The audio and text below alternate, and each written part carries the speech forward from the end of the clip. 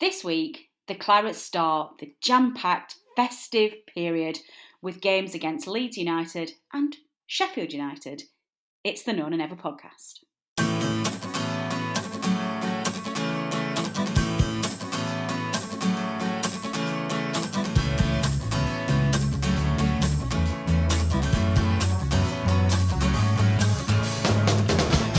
Hello and welcome to this very special festive edition of the None and Never podcast. I'm your host, Natalie. That is the second time I've done that. Listeners, in the previous show, I had to edit this out massively. I think I must trip over my words because I keep saying, I'm your host, Natalie Joining. That's not my name. I'm your host, Natalie Bromley. And joining me this week, which is much better, are regular None and Never panellists, Richard Steele and George Poole. George, Richard, welcome to the None and Never podcast. Good evening. Good evening, Natalie. Evening. So from now on in, I will only answer to Natalie Joining. I don't really know what's going on with my words at the moment. We have lots to talk about. We have lots to talk about, and we don't have lots to talk about, really. We've got two games that the Clarets have played over the festive period, which are, of course, Leeds United away and Sheffield United at home. The two Uniteds, and whilst the performances were probably very similar, the results were very, very different. We, of course, fell to a loss away at Leeds under, I think you could say, controversial circumstances, but managed to get 3 points against Sheffield United. So we will have a look at both of those games, and where better than to start but with that just so annoying loss away at Leeds. Rich, I'll come to you first. We always knew that out of the two of them, that away tie at Leeds was going to be a tough one, but it was a bitter pill to swallow in the end, I think. Yeah, first of all, I just want to say I'm broadcasting from Ireland tonight, which is a bit of a change for myself. So hopefully there's a few Irish Clarets listening. I'm currently in Cavan, so spending the Christmas with the missus' family, which is very nice. So if there's any Irish Clarets listening to this, then tag the None and Ever podcasting, and we'll see where you're listening in from in Ireland. Excellent. So that hopefully we can do that and see if there's any fellow Burnley fans in Cavan as well.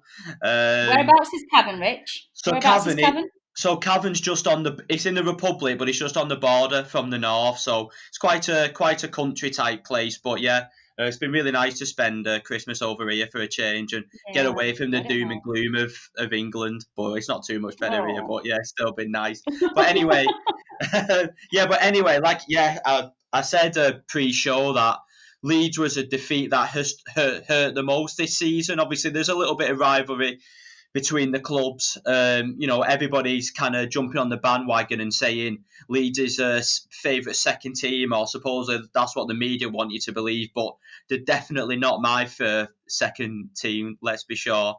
But yeah, just everything just seemed to go against us. I thought we played really well second half, just maybe lacked a little bit of quality or didn't finish the chances that we have. And obviously, I'm sure we'll come on to it. I can't remember seeing a worse referee. And, sometimes when you analyse the game and you take the emotion out of it, you kind of rationalise the referee's performance a little bit. But this fella was absolutely shocking. And that disallowed goal just kind of, it still hurts now, even with the win we got last night. Yeah, I think there's a couple of decisions that we need to analyse at both ends of the pitch, which we'll come on to in a minute.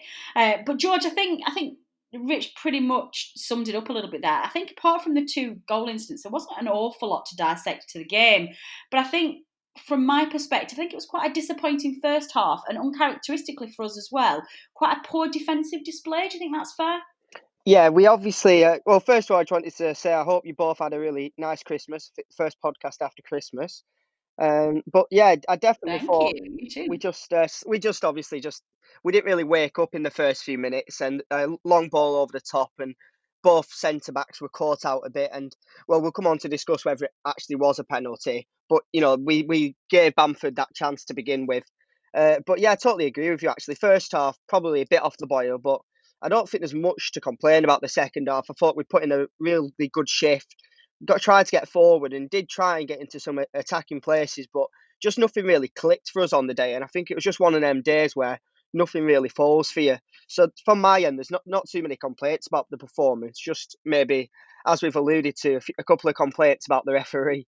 Yeah, definitely. Rich, I think generally speaking, we seem to be in a perceived away game problem at the moment. I was looking at some stats before we went on air tonight. We've only won one away game in the last 8, and we've not scored any away goals in 9 hours and 23 minutes.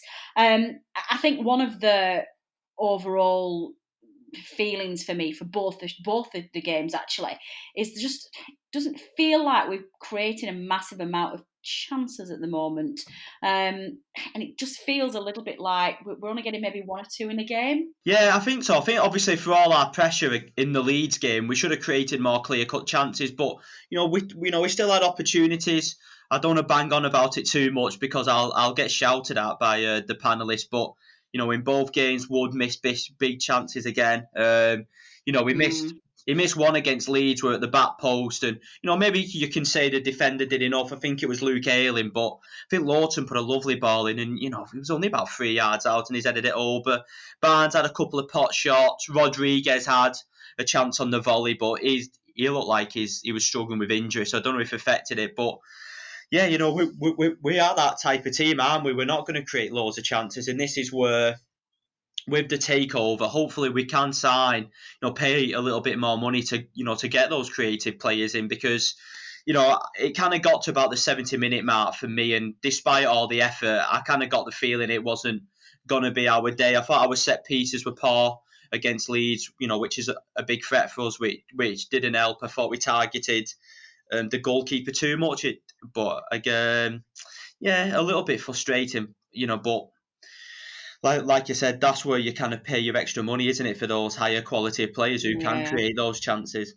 Yeah, I think I'm going to stick with the Chris Wood problem at the moment, actually, Rich. And I know that you've been slightly out on your own with this feeling and disappointment at Chris Wood, particularly this season. And whilst we've all been teasing you a little bit, and I'm a massive Chris Wood fan, I just don't know. Certainly not at the moment. I can with any credibility defend him, because he's in a really poor run at the moment. He just doesn't look sharp, and he doesn't look confident in front of goal.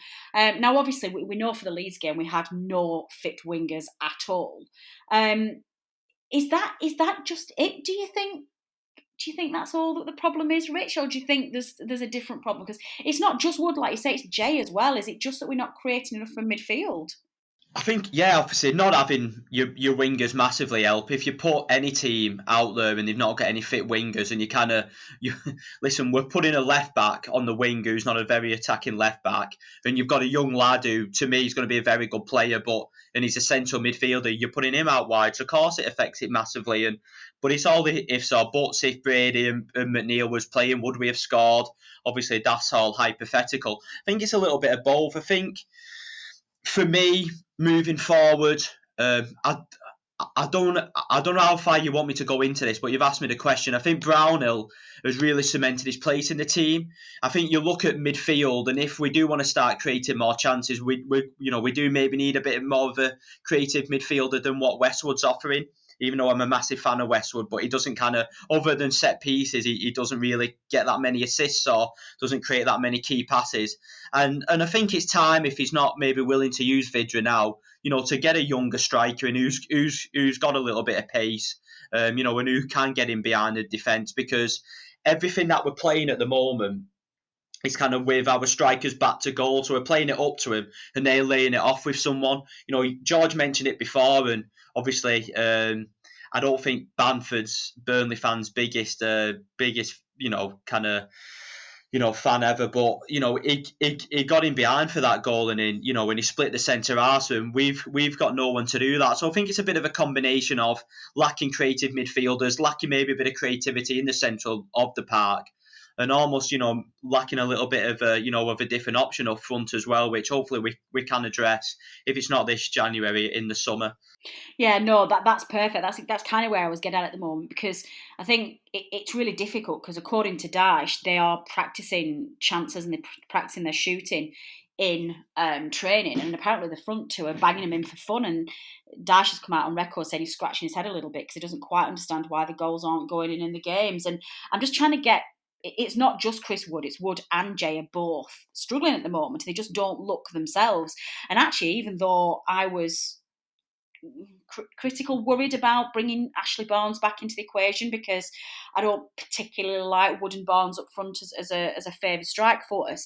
You can't argue with the effect that Barnes has had since he came on the pitch, and certainly against Wolves and Sheffield United, I thought he was fantastic. So I'm just trying to get to the bottom really of whether or not it's a midfield/winger problem or whether it's a striker problem. But I think we can probably both agree that even though we're still behind the curve in terms of chances creating, we are doing better than we have been doing recently. We are playing a bit more positive.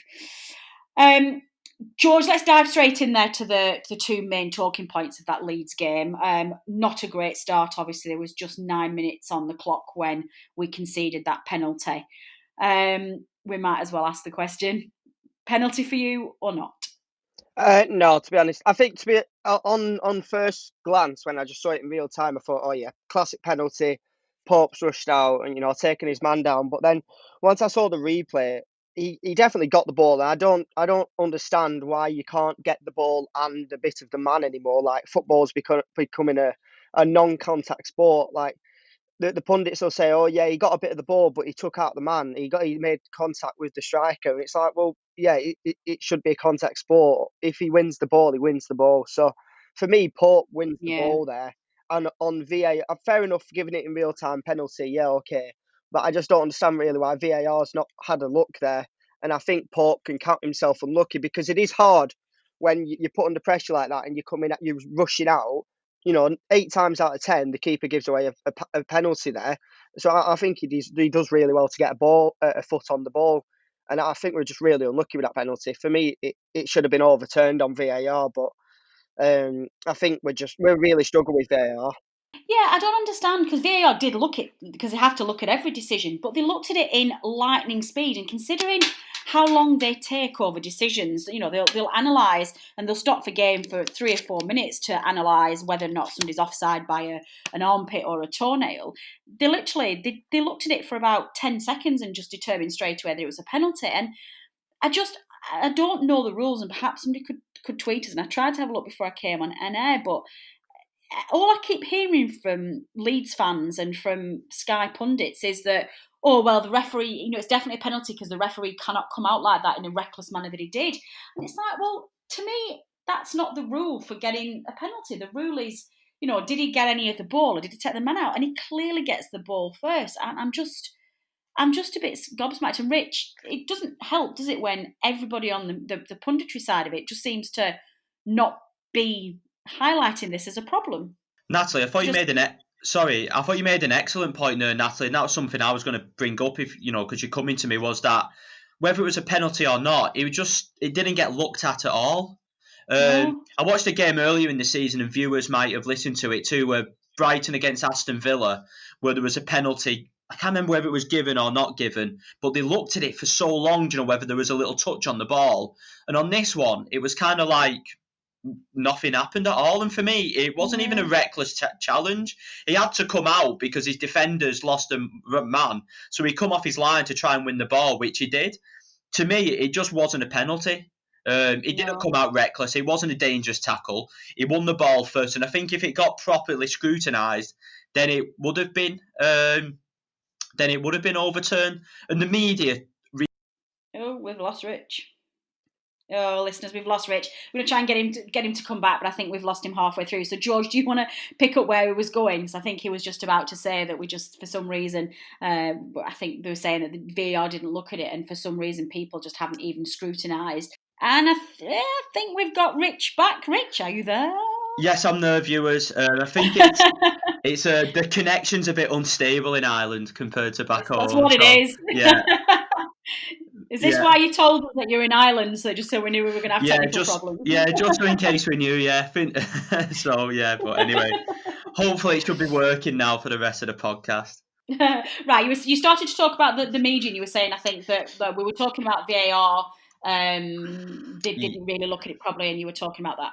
Yeah, I think it's obviously kind of going back to where, the media with Leeds at the moment, they're kind of the favourite darling. And you know what? I do understand it in some ways, because listen, they've come up, and you see the result they had against West Brom. They do play attractive football at times, but I think sometimes it's just a little bit of an overkill. And I think for the pundits, rather than actually getting into a debate where maybe the listeners weren't too happy, it's probably just an easy excuse to go, oh yeah, it was a penalty, but Burnley's goal should have stood anyway. It's just kind of a bit of an easy cop out in my opinion. And fair play, to two ex-Blackburn players, Savage and Sutton.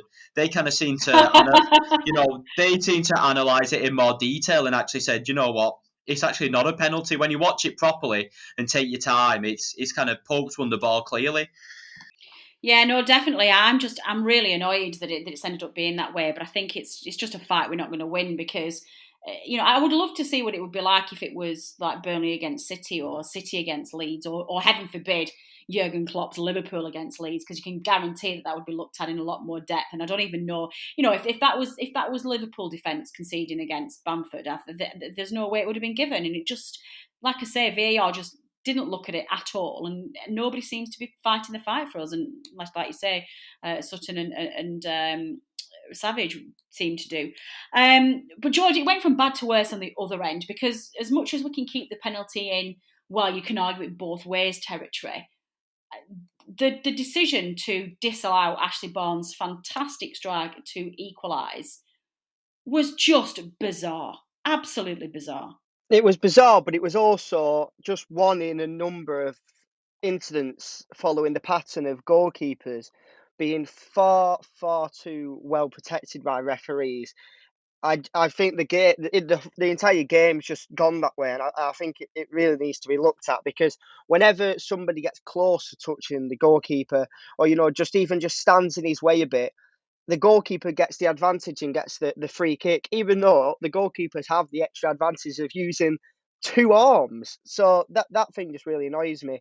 But on the incident itself, yeah, so obviously the ball comes in, Mee goes up for the header, which he's got every right to go for. He doesn't raise his elbows or anything, and the goalkeeper just sort of runs into his back, knocks him down. It should probably be a penalty. But forgetting that, if it's not a penalty, okay, fair enough. But Barnes hits it, and he scores a wonderful goal, and yet it's disallowed for a foul on the goalkeeper. I can't just make any sense of it, and I'm not too sure. I don't know if maybe either of you two know whether it wasn't overturned because of VAR, because he'd already blown his whistle, and if so, then the referee shouldn't be blowing his whistle that early. Does anyone know about that? Yeah, no, I think that's the official thing, is that because the referee blew his whistle for the foul, the VAR couldn't then look at the goal because it wasn't a goal to look at. So the referee has just made a ridiculous error in just not letting the play go, because if he just doesn't blow his whistle for just 2 or 3 seconds, the ball's in the back of the net, and he doesn't have to make that decision. It goes to VAR. Now, everybody makes mistakes, and we are told that this was this referee's, it's only his 4th ever Premier League fixture, and he simply wasn't used to VAR and how it works. But that to me is just shocking. It's like, yes, I understand that people need to build experience and build confidence, but you just don't put somebody out in a live game until you've given them all of the competency tests that they need and they know the rules inside out.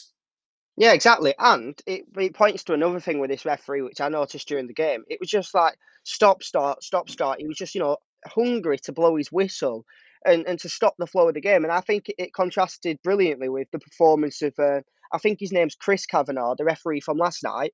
I noticed before the kickoff that the Amazon commentators made a good note of, in his last something like 2 years, let's say, he's given one red card and he's not given one for ages and ages.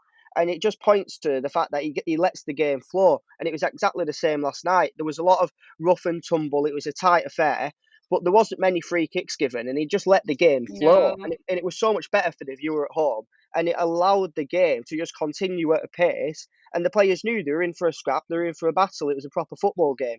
So I think that contrasted brilliantly with the inexperience and, frankly, just ineffective display shown by the referee at the weekend. Yeah, no, I agree. And I think Rich and I both agreed with you when you said that point before we came on air, that it really was an excellent performance by the referee last night for the Sheffield United game. I'm infuriated at the moment because none of us are a fan of VAR. It's just proving to give some ridiculous outcomes to games, and it's just, this is the richest league in the world, and it's the most watched league in the world, and it sets itself out to be world leaders in terms of everything that it does. And the standard of refereeing and the standard of officiating is just, quite frankly, appalling. And there has to be a better solution to this. And to me, I think they just keep trying to fix the wrong problems.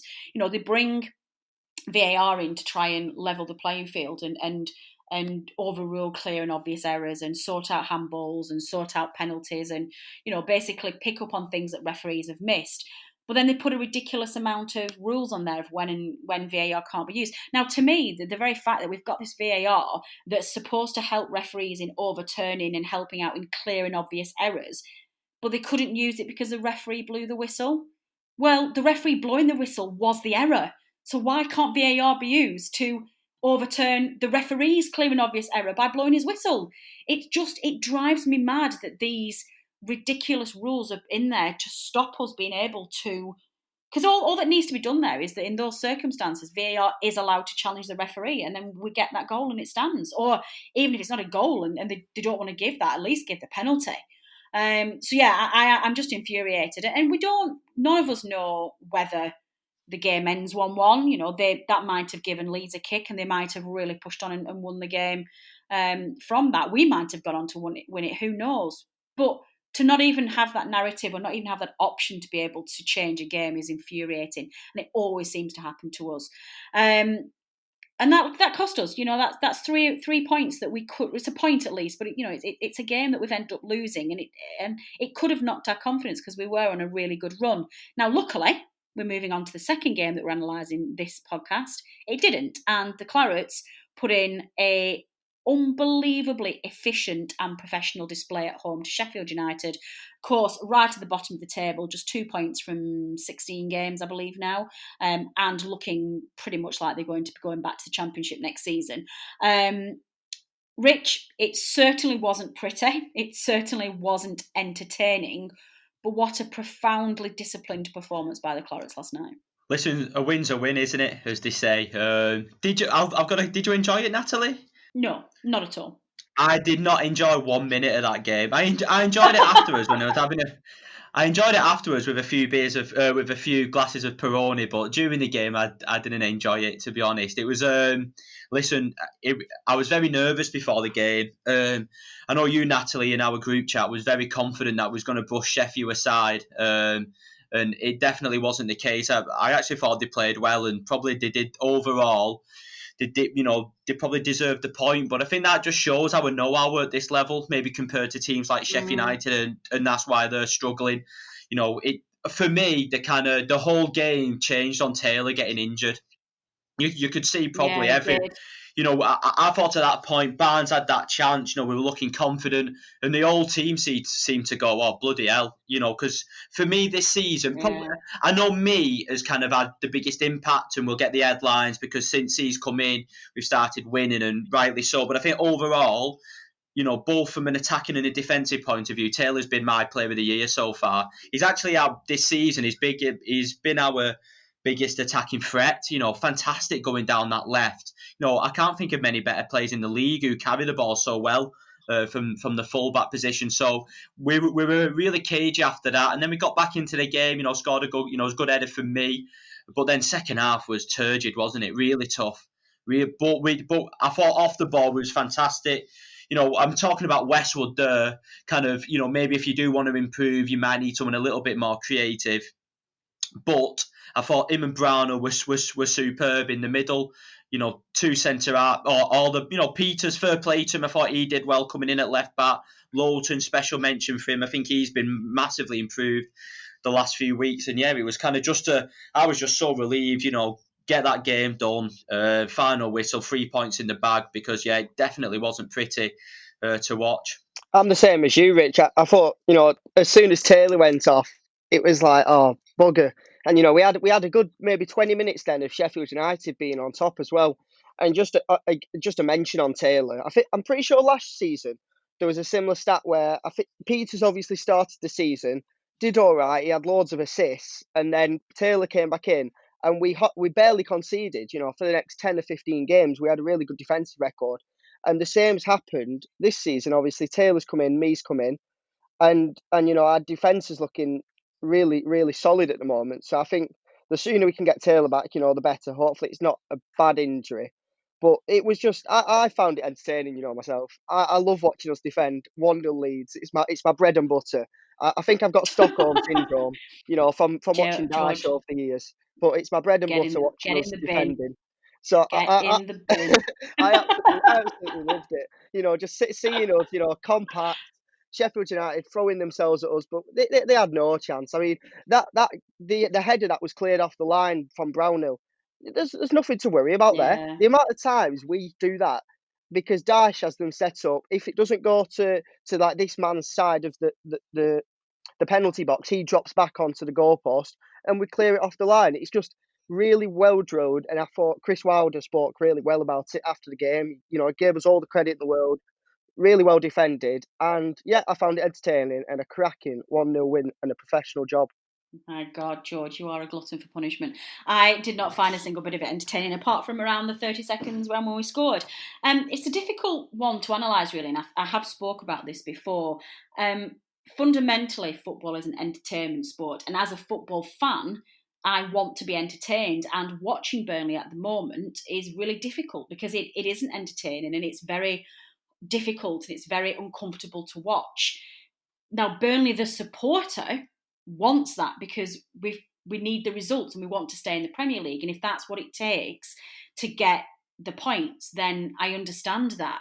Now, the problem is that the riches of the Premier League and the distribution of funds across each of the football leagues have turned football from an entertainment game to a results game for basically those teams that aren't multi-billionaires at the top of the table.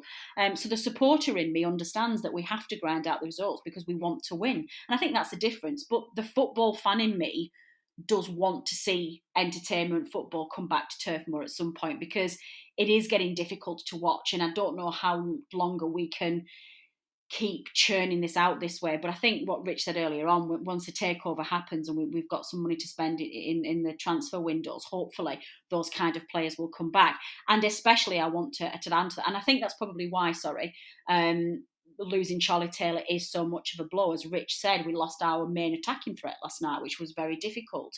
But I think on that same vein, Rich, I want to just give another nod to Robbie Brady, who I think this time since he came back from injury has been fantastic. Brilliant, really surprised me. I thought he was done. I think he came on in the Brighton game. Was it the Brighton game? Or there was one game he come. Oh no, it was Palace at home. He come on for about 8 minutes and he went off injured. And I thought, I've had enough now. But you know what? Fair play to him, and he's getting better with every game. Some of it, he had 2 deliveries. The cross for Wood, which created the corner, was a fantastic ball in. And he should be. And I'm not going to go over it, but probably should have scored. And then the corner was fantastic. Listen, I've been beating these corners this year. I have, Natalie. I thought I'll say it. Our corners against Leeds were shocking. I know George doesn't maybe agree. We just literally hit it straight at that lead keeper every time, and he punched everyone away. The corner that he put in was on the 6-yard line, and it gives our players a chance to get the head on it and score. Yeah, really impressed with him. And we still need another winger. 100% need a winger. But you know what? Fair play to him. He's come in. I can't imagine it's easy having all those injuries mentally and physically, doing all your rehab to come in. And you know what? He works his nuts off too. It's not like he comes in and and he just wants to play on the wing and do the attacking stuff. He's up and down that line. So you know what? Yeah, fair play to him. And he was, and he was very, very good last night. And I thought he was, over these last few games, you could hardly say he's been our best player. Yeah, definitely. Well, I think I just want to have another quick look at another 3 players as well who've been finding themselves in the squad recently. Obviously, we've talked about the importance of Charlie Taylor. We've given credit to Robbie Brady for his impact since he came back. I've just had a quick look now, and we've talked about the importance of Ben Mee coming back into the side. We've only conceded 3 goals in the 8 games since Ben Mee returned. That is phenomenal. I hadn't realised just the impact that Ben Mee had. But George, there's 3 other players who've been having to cover recently, and that is obviously Josh Benson, Dale Stephens, and Eric Peters. I know particularly Stephens isn't everybody's cup of tea at the moment. I know he's not been great. But actually, I think when those 3 over the last 3 games have needed to come in and deputise, I think all 3 of them have done very well overall. Do you think that's fair? To be honest, when he came on at Leeds, I thought Stephens was brilliant. I really, Yeah, and I I'm did. sure, I know Tom said the same. I thought, he just got his foot on the ball, calmed things down, passed it forward, and I thought he looked like a decent player. And I know Rich says, yeah, he's pretty slow, but Jack Cork's no Usain Bolt, and we still love him. He still does a job for us.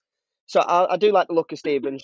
I don't think he's got a real chance in the side yet. So I think, once if he gets a few games here and there because of injuries or coming on to defend the lead, I think he's a good signing at the end of the day. Who else? Benson, to be honest, on the right wing, I think looks pretty lost. He does a cracking defensive job for the team, but going forward and just his positioning, I just don't think he. And no, it's no slating him. Obviously, he's a centre mid and he's a youngster. It feels a bit harsh to be pointing him out like that, but I just do think he's a bit lost. But at the same time, we've got no one to play there, and we don't really want to move Brownhill because he's doing such a cracking job in centre mid. And then ever since Peter signed for us, I've liked him. For dependable player, played well again when he had to go to left back last night. So I think all 3 have done pretty well recently. But again, I must say the same as Rich and you, Natalie. Sing the praises of Robbie Brady. I've been for ages knocking him, his injuries, and it annoys me, obviously. It probably annoys him more than it annoys me. But we're finally seeing the best of him, the pre-Leicester 2017 Robbie Brady. And I think in the last few games, he's been our top performer, and long may it last, because he just offers such quality on the ball and such a brilliant delivery of the ball. I mean, at the weekend, it was last night. It was last night when he put that ball in for Wood, and Lord knows how their keeper saved that. And then obviously he's followed it up with a corner assist. Absolutely brilliant, and it really is good to see. Yeah, it really is. I mean, it's looking rich to the whole world now that the ALK takeover is about to happen. We certainly by the time January transfer window's open, they should be in charge. We are told, although we don't yet know, we are told that there is money available to Daesh in the January transfer window for some players. Let's say we get no more than 3 players in. Where do you strengthen? Well, I think right back's essential. I'd say the right side. I think, but in this window though. Yeah, because I don't know. Well, let me start again. I kind of didn't. Right, the number 1 position is obviously a winger. As well as Brady's done, his body could break down again any time. And at the end of the day, listen, he's done well, but are we judging him on what he's been before? Do you get what I mean? Without just to give it a bit of a balanced view, he's still not kind of an amazing, is it? When you watch other. Do you get what am I being harsh? I'm not sure. Were we just kind of judging that off, or he's doing well because he's not got injured? Do you know? I don't know. Maybe I'm wrong. Do you get what I mean? If I'm just trying to have a balanced view, I think I was singing his praises, but I still think we need a winger desperately. Yeah, for me, we need a right back. I think Lowton's had a few good games and he does a solid job, but he's a bit too slow, and he still dives in quite a lot. But if that waits to the summer, when we continue the season with Lowton and Bardsley, that's fine. I think we need enough. It's a funny one because central midfield, we've got a lot of players, but we're missing a player that we need there, if that makes sense. We need someone who can really get hold of the ball and dictate play. Listen, I know we always go back to Defoe and what a player he was, but that's the kind of mould of a player we need. Something a little bit different who can get the game by the scruff of the net when we're struggling, create a chance when maybe nobody else can. Me personally, I would like to see another striker. I think Vidra. I think Vidra's been unlucky, but I think if we can cash in on Vidra, I think he's quite keen on a move, and then we can get a younger striker with a little bit of pace. I know we've been linked with Tyrese Campbell at Stoke, who's highly rated. I kind of say those are the main positions that I would look to get, and then maybe let Benson then go out on loan to a championship club. Oh, sorry, actually, no. Instead of right back, I think we need a centre half. Actually, I think that's really important that we get adequate backup to me and Tarky. Yeah. Because Long and Dunn aren't good enough. Or Dunn might be in time, but he's not at the moment. Excellent. George, same question to you. You've got maximum 3 players coming in by ALK, and we're going to get more in the summer. So who do you prioritise? What positions do you prioritise this window? Sorry, I'm just laughing at Rich saying we need bloody loads in the comments. He's not wrong. No. Why are you limited us to 3, Natalie? Why? I didn't say this was going to be easy. I didn't, I don't want you guys thinking you can just come onto this podcast and breeze through it and just have easy things. You've only got 3. I'm sorry. Right. Well, with my 3, I'm picking 2 wingers because we've got Johan who breaks down and Robbie Brady who both break down. So we need 2 wingers. Like, that's just a fact because McNeil also. Obviously, he's getting a rest at the moment because he's injured. But before he got injured, he did look like he needed a rest and maybe just like some burden taken off his shoulders. So for me, 2 of them transfers immediately put on wingers, and I think something maybe a little bit different with a bit of pace down the wing. That could be the thing that opens up our creativity a bit more. So two wingers, they're ticked off my list now, and then. I'd probably say a right back, get it sorted now because Bardsley in the summer will probably be released. He only got another 1-year deal. And to be honest, Lawton, I think that's one area of the pitch we can definitely improve. I think, I'd love us to get a nice young right back who's, got a bit about him, can put a really good ball in. Similar to Taylor on the other side, I think a right back could, a young one would be a good signing. So they're the 3 for me, but obviously a lot depends on whether Talks goes. Now, there's been no rumours about it lately, but he obviously did that interview. The club will want to cash in before next summer if he is set on leaving. But I'm led to believe it's not just his wages and that's the issue. I've been led to believe that there's a possibility of us keeping him. So if AOK can come in and get that signed down, that'd be I know it's cliche, but that'd be a signing in itself. But yeah, so 2 wingers and a right back. That's my checklist done. Excellent. Well, I think I'm going to go slightly differently for you. I want to bring a centre-half in as well. I agree with Rich. For a slightly different reason, I think my rationale for that is I do expect Tarky to go in the summer, even if ALK manage to try even if they don't, we probably won't manage, but if they try their best to convince Tarky that there's money to spend, that players are going to come in and we're going to cement ourselves as a top half of the Premier League club, so he should stay and enjoy that success with us. I think Tarky's time's up. I think his England aspirations and the lack of opportunities there will see him go. So I want to bring a centre half in now to be working with him, with Tarky and me, and and Long as well, just so that when Tarky does go in the summer, he's ready to step in and he's not brand new. We're not looking for somebody in the summer. Winger, yes, absolutely. Somebody who can of Defoe's quality, who can score goals and is great at set pieces, etc., etc. And for me, a striker.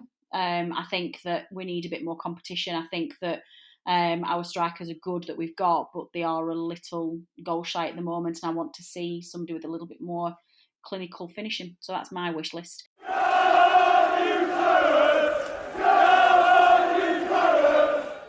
Hi, this is Tom, just reacting to the news of the takeover finally been done this morning.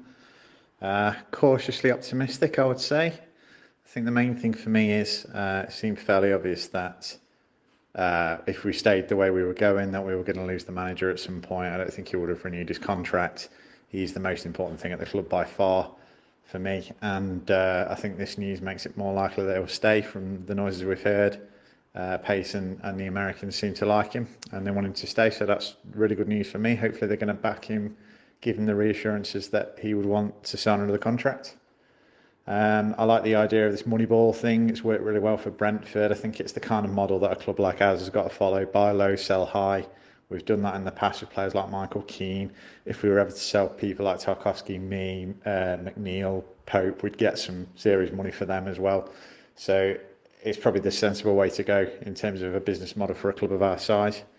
Hopefully as well, a bit more cash now, a bit of money to spend in the transfer window, back the manager, bolster this squad, make sure that we do secure survival this season, and then hopefully we're looking onwards and upwards. And as I say, I think as long as we've got this manager at the helm and we can keep him happy and support him, then the future looks bright for us. So as I say, cautiously optimistic. You never know with a new owner, you never know what's going to happen. So I'll wait and see their actions rather than the words. But exciting times, interesting times. So yeah, look forward to the next chapter and look forward to the game on Sunday. Up the Claret. Morning everyone, Richard here, just reacting to the very exciting news about ALK Capital taking over Burnley Football Club. It feels like a really exciting new dawn and a new era for the club, which can hopefully see us really progress and take the club to the next level. We've been crying out for some kind of investment for a long time. It's been painful the last few transfer windows, watching us scrimp and scrape trying to get players. So it's just a breath of fresh air to hear Alan Pace on his interview this morning saying that he's going to put money into the squad. And like you said, I think Tom mentioned as well, it gives us a massive chance of keeping Dyche, because I think ultimately his relationship with Garlic had broken down and he was probably going to leave the club at the end of his contract at the very latest. So, and it's also, real positive to hear him talking about how they're going to, still invest in the community, how, Alan Pace and his colleagues are going to move to Lancashire to have a real hands-on approach. And just listen, it's early days and we could be made to eat our words, but I'm very optimistic with everything he said and, reading his background, etc., that he's really in it for the long term and, he's going to grow the club into a real sustainable and successful, Premier League club for years to come.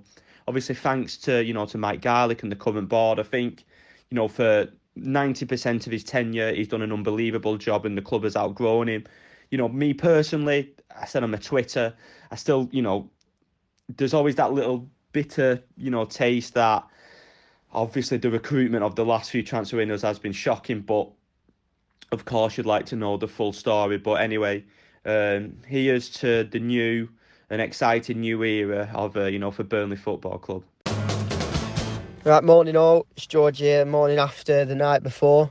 Been taken over by ALK, absolutely buzzing. This is, it's just a new dawn for the club really, isn't it? Mike Garlick and, John B, fair enough, they've done an absolutely cracking job along with, Kilby before them. And they've set up the club and we're in, the best position possible to kick on now. I think with the current squad we'd survive pretty comfortably just because I think Dyche is that good. But with fresh investment, fresh initiative and, it's really exciting to look at the scouting network that it sounds like AOK are going to put into place with the AI technology and the apps they've got. It really does sound exciting and it sounds like our recruitment's going to get a fresh overhaul. So I'm excited to see what Dyche can do with that and just to see what Dyche can do with a bit of money. And, we're not asking for the world here, but just some fresh initiative and just to kick on a bit. And I think the Americans will bring that. They'll bring really good ambition and everything that Alan Pace and his team are saying, rings true and it sounds good so far. So yeah, it's nervous times for some people, but I think, we've reached a point where we had to source out for external investment and we've reached that. And I'm absolutely certain Garlick's got the best interest of the club at heart and he knows that this investment group will only do good things for the club. So I'm absolutely buzzing. I can't even put into words how excited I am just to see, where we can go from here. And I'm just, in my head, just contrasting it to, the Venky's at Blackburn and the doom and gloom they've had for the past decade. I mean, in contrast, if we can kick on now and, become a top 10 team, every so often, and you never know, sometimes have a miracle season like we did when we finished 7th. God, we got the world at our feet. Absolutely can't wait. Bring on ALK and thank you Alan Pace for investing. Can't wait. Up the Clarets. A quick word before we go, and I'll come back to you, Rich, on this one. The game against Fulham at the weekend's looking in jeopardy at the moment. They've called off their game against Spurs because they have had an outbreak of coronavirus positive testings.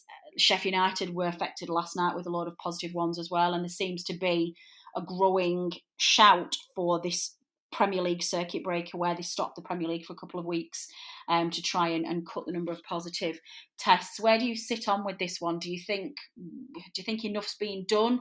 Do you think the whole country just needs to go in lockdown without being political?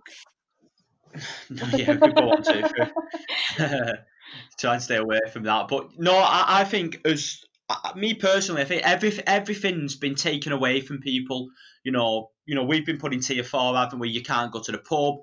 You can't go to the gym. A lot of people, we're having to continue to work, whether that's from home. But you need a release. You've got to think of people's mental health. I think football will carry on, and it should carry on unless it gets astronomically daft. I think the Premier League does have, they're testing twice a week. I think they've got good protocols in place, and I think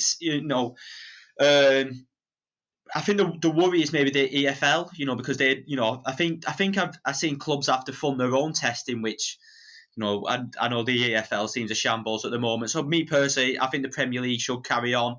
I think City, there's something fishy about that City one. All of a sudden now they're back in training, but they didn't fancy playing Everton at Goodison Park when Everton were flying.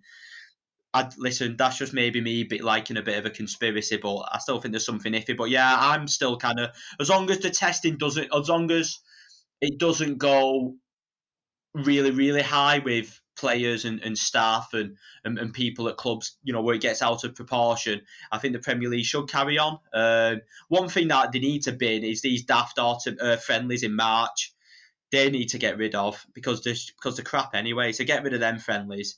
But yeah, for me, I think sport and football in particular needs to continue. I know for me personally, when I do go back to work after the Christmas break, if I'm just working, and there's no release and there's no Burnley game and there's no football to look forward to, and there's no gym to go to, I'd actually find that mentally difficult. So for me, I think as long as it is under control, which I think at the moment it's not daftly out of control, I think it should continue. Final word from you then, George, a quick one on this potential missing game at the weekend. Which camp do you fall into? Do you fall into the camp that would rather play at the weekend and keep riding the crest of this positive winning wave that we're on at the moment, or do you take the break to allow some of our injuries to come back? No, to be fair, if I was given the choice, I'd definitely say let's get this game played. Second game in the week at Turf, take the momentum, finish Fulham off, get ourselves up the table, get the points on the board. I know we're already playing like a game behind everyone else, so I can't really be bothered with us playing 2 games behind everyone else. It just the league table never gives its true value to us then. So yeah, I'm definitely in camp play now, but obviously it's out of our controls and it's all up to how the COVID's dealing with Fulham. I'm not against a 2-week sort of break from it, because at the end of the day, it doesn't see, the trend is going upwards, let's say. I know, okay, you might say last night, it's in his favour to say this. I thought what Sam Allardyce said really rang true. How he's worried going to games. He's not a spring chicken himself, and obviously the cases are on the rise at the moment. The bubble's obviously burst. The Premier League bubble has burst. All the protocols they're dealing with. So maybe if they can just take a 2-week break, root out the cases and then go again. But I know there's scheduling conflicts with the Euros next summer, so I don't personally see it happening. But yeah, let's get this game played, hopefully, and get another 3 points on the board. Definitely before Fulham start getting better again, because they seem to be improving every game at the moment. So I'd quite like to beat them at the moment, because if we have to play this game in a month, you never know what Fulham we might come up with. That's all we've got time for then, folks. We have no idea at this moment in time whether we will be playing at the weekend, but for the time being, Burnley are on the up. We are out of the relegation zone. We have got a much better point tally than we had, and the team is looking good. And by the time we speak again, we may have new owners and maybe dissecting a whole new world for Burnley Football Club, which is exciting times. I know from your social media comments and people who've approached us, I know that some fans are nervous about takeover. It's the first time that Burnley will be not owned by local businessmen and fans in their history, and that's a nervous time for some people. my personal view, for what it's worth, I'm excited by this opportunity. I think that we were always... Premier League success was inevitably going to mean that the club outgrew the available riches that local businessmen are able to put into a club, and we need outside investment, which is what we've got. So let's see what happens. I think we've got an exciting time ahead of us. Again, Dave and I have not yet recorded the preview show for the Fulham game because we're going to keep an eye on that and see what happens with the fixtures. So you might speak to me and Dave on Friday, you might not do.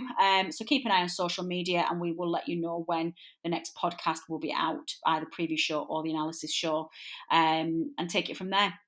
In the meantime, please all stay safe. We hope you had a good festive period and we wish you all the very best for the new year. And my goodness, are we all ready to see the back of 2020 and welcome in brand new 2021. My thanks go to producer Matt for producing this podcast and getting it out there, to band Joyce for providing the theme music, to my colleagues Rich and George for being on the show tonight and providing such fantastic quality analysis of those two games against Leeds and Sheffield United. But my final thanks go to you, the listener, for downloading and listening to this episode. Your support is very much appreciated and we would not be here without you. I've been Natalie Bromley. This has been the None and Ever podcast. Until next time. Also, I just want to say I'm absolutely buzzing. Bring it on. Go on, Burnley. This is class. New dawn, new day. It's a new life. Bring on ALK. Bring on top 10. Bring on new signings. Can't wait.